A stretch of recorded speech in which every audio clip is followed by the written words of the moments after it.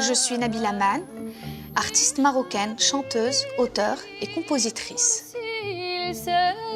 Je suis née à Fès, au sein d'une famille de mélomanes. J'ai été bercée par les musiques traditionnelles marocaines. Ma voix m'a portée aux quatre coins du monde et c'est là toute ma passion.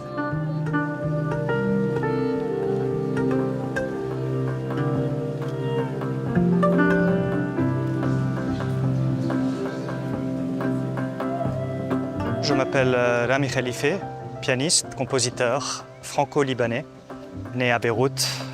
L'un des projets essentiels sur lesquels je travaille s'appelle l'Antidote, avec Redi Haza au violoncelle et Bijan Chemirani aux percussions. C'est une musique qui parle de l'exil, qui parle des guerres, qui parle de l'espoir.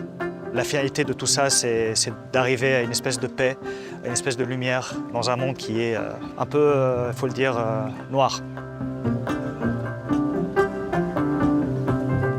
Cette semaine, nous posons nos caméras à Fès, cité millénaire, l'une des grandes villes impériales du Maroc, célèbre pour son artisanat et son patrimoine d'exception. Chaque année, la ville accueille le Festival des musiques sacrées qui met à l'honneur le dialogue entre les cultures et les spiritualités. Les artistes du monde entier s'y retrouvent. Nous en rencontrerons quelques-uns. Et puis à la fin de l'émission, une balade dans la Médina, le plus vaste espace piéton au monde.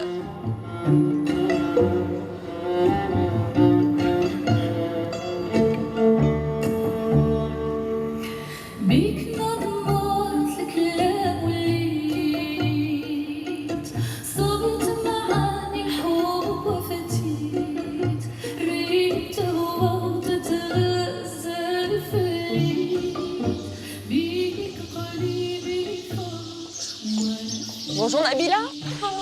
Enchantée. Enchantée. Je suis ravie de vous rencontrer.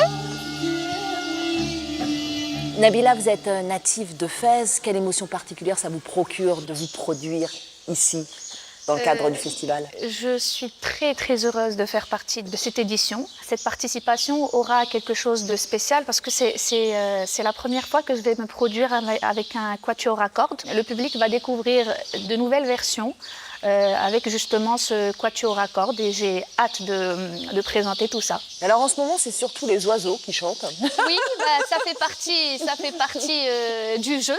Voilà. Votre musique, elle s'appuie sur des répertoires traditionnels marocains comme le maloun, comme les rythmes arabo-andalous, tout en s'ouvrant au jazz, aux musiques du monde. Comment est-ce que vous trouvez l'équilibre?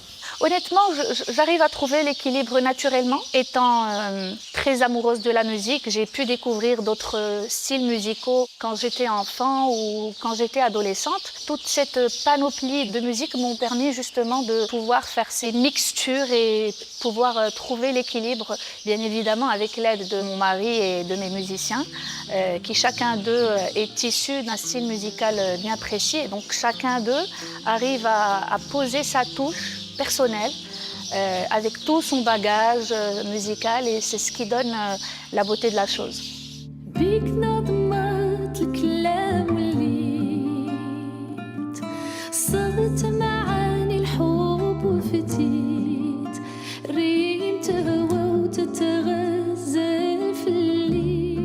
Vous évoquez souvent ces maîtres auprès desquels vous avez appris ces traditions musicales ancestrales. Qu'est-ce qu'ils vous ont enseigné de plus précieux? Ils m'ont tout appris, ils m'ont appris l'amour de l'art. Ils m'ont aussi appris comment pouvoir conserver cette musique, comment pouvoir travailler sur cette musique ancestrale tout en apportant une touche moderne, mais en gardant justement cette âme.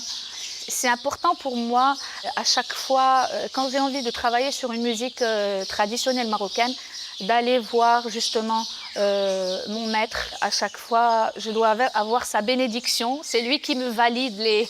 Ah oui. Ah oui, c'est important pour moi parce qu'il faut justement garder l'âme andalouse des morceaux. Pourquoi c'est si important pour vous de vous appuyer sur ces rythmes ancestraux? Je suis marocaine et j'ai des origines andalouses, donc forcément ça fait partie de moi. J'ai cette musique qui circule dans mes veines, j'ai ça dans mon ADN. Il y a quelque chose qui se passe au fond de moi, il y a quelque chose qui se passe quand j'interprète cette musique. C'est mystique.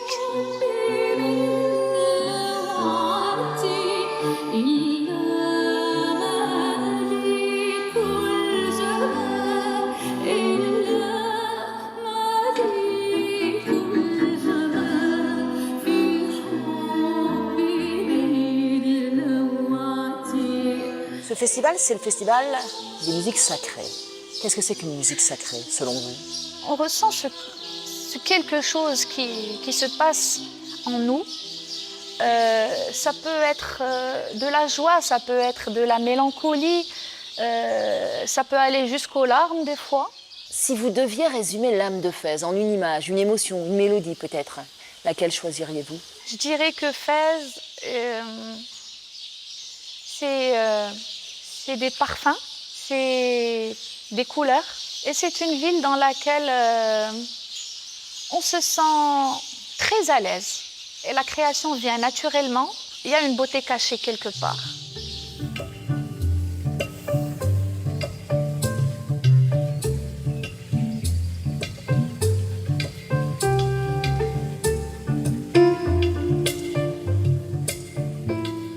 Je vous propose à présent d'aller à la rencontre du groupe Antidote, un trio composé d'un Albanais, d'un Franco-Iranien et d'un Franco-Libanais, le pianiste qui nous attend.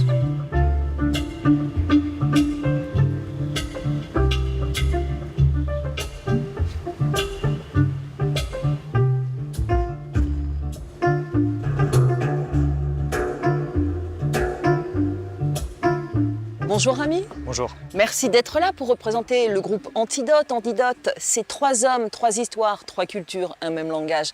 La musique avec cette diversité, qu'est-ce que vous essayez de nous dire? Déjà, ça apporte un espace de liberté, un moment de partage, un désir commun de construire quelque chose ensemble. Je pense que la musique, c'est une des choses les plus instinctives qui existent et belles parce que justement, il n'y a pas la barrière de la langue, on essaie vraiment de briser toutes ces choses-là et de ramener un peu toutes nos cultures sur la même table et de cuisiner ensemble en fait. La musique, vous la vivez comme un antidote à la réalité. À quoi vous tentez d'échapper? On ne peut pas échapper. Les choses, on a conscience de ce qui se passe. D'ailleurs, je pense que c'est l'une des raisons, de par nos histoires communes, trois enfants qui ont fui les guerres, chacun à sa manière, un peu dans l'exil, un exil forcé. C'est un peu ces histoires-là qui nous rapprochent. Quand on arrive à cette beauté, quand on arrive à cette lumière, à cette paix, on est d'autant plus heureux et ça devient quelque chose d'autant plus intense parce qu'on sait ce qu'il y a de l'autre côté en fait. Et quand on a cette conscience-là de la douleur et des choses difficiles de la vie, on peut que se réjouir des belles choses qu'on peut créer et des beaux moments qui existent, quoi. Votre musique, elle puise dans des traditions très anciennes, mais elle parle aussi résolument du monde d'aujourd'hui. Que peuvent nous apporter encore de nos jours ces héritages spirituels et culturels? On est dans des sociétés tellement individualistes, tellement matérialistes, qu'on perd un peu tout ce qui est simple en fait, tout ce qui est autour de nous, tout ce qui nous entoure, de se recentrer un peu, d'être un peu plus dans le calme, dans la prière, pas forcément la prière d'un dieu ou de quelque chose de religieux entre guillemets, mais je pense qu'on a besoin de ça, vraiment. Et on le voit d'ailleurs quand on joue, quand on fait les concerts, on voit un peu l'accueil des gens, on voit aussi ce qu'on apporte aux gens et comment les gens viennent après nous parler, après les concerts, et on sent qu'ils ont vraiment ce besoin, quoi.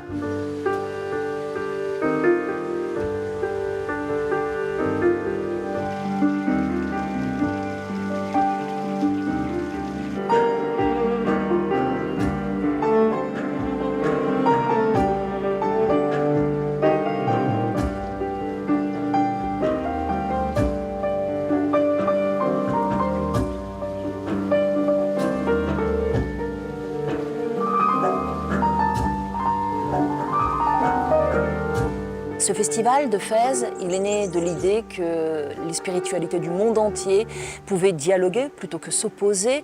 Est-ce que la musique peut fédérer là où la diplomatie et la politique échouent bien souvent?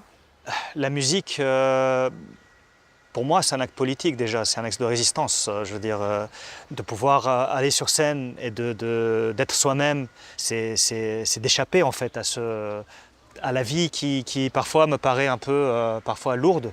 Je pense que vraiment la musique c'est quelque chose c'est un acte libre en fait. Et la liberté c'est déjà la plus belle façon de se rebeller et d'être en résistance par rapport à un monde qui essaie de nous imposer des dictates en fait.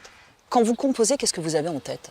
Le voyage, c'est vraiment au centre de notre obsession en fait. C'est de faire voyager les gens, pas toujours dans des mondes lumineux, parfois dans des mondes sombres, qui puissent visiter beaucoup d'endroits, qui puissent se faire eux-mêmes l'idée de ce qu'ils veulent en fait, de mettre les images qu'ils veulent eux. Il y a cette liberté-là aussi, on ne leur impose pas quoi que ce soit. Mais c'est sûr que c'est une musique qui demande voilà, une attention et une écoute, ça c'est sûr. Merci beaucoup, on va vous laisser aller sur scène parce que vous allez jouer bientôt. Oui, je vous remercie.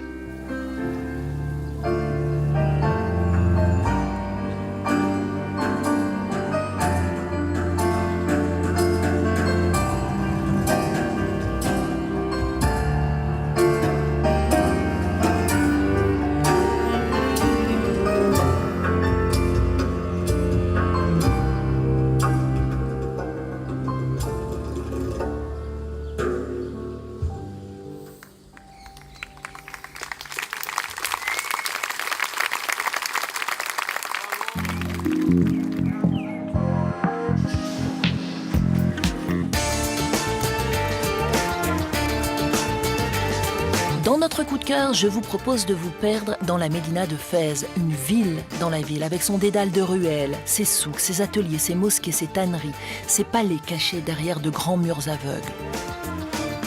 Fondée au IXe siècle, classée au patrimoine mondial de l'UNESCO, elle est considérée comme l'une des plus vastes cités médiévales encore intactes du monde arabo-musulman et l'une des plus grandes zones piétonnes au monde.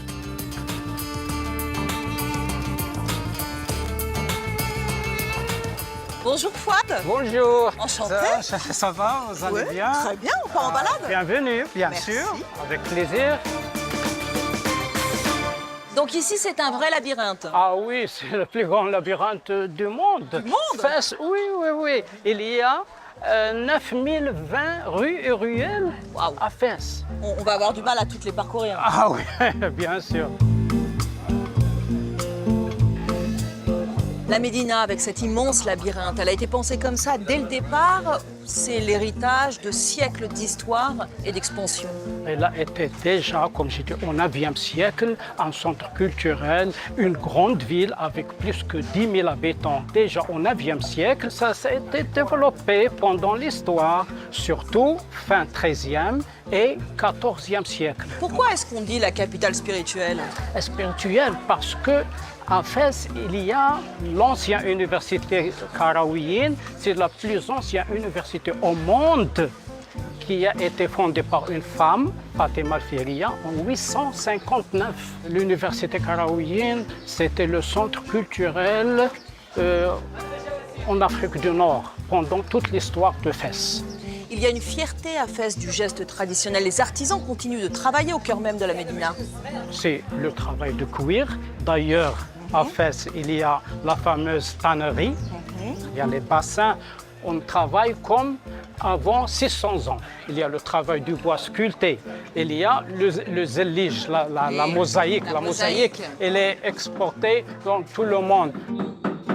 Derrière ces murs, souvent il y a des riades, des palais somptueux. Ouais. Pourquoi est-ce que la beauté est cachée? On dit la Médina de Fès, c'est comme une femme voilée. De l'extérieur, on ne voit rien. Seulement quand on rentre, on ouvre les portes à des trésors. Il y a le stuc, il y a le zellige, le mosaïque, il y a le travail du bois sculpté, il y a des fontaines en marbre. Alors, par exemple, là. Venez, c'est... María Santa, María Santa, María. Et on quitte Fès en images. On se retrouve très vite pour de nouvelles aventures à Paris. Hey, hey, hey.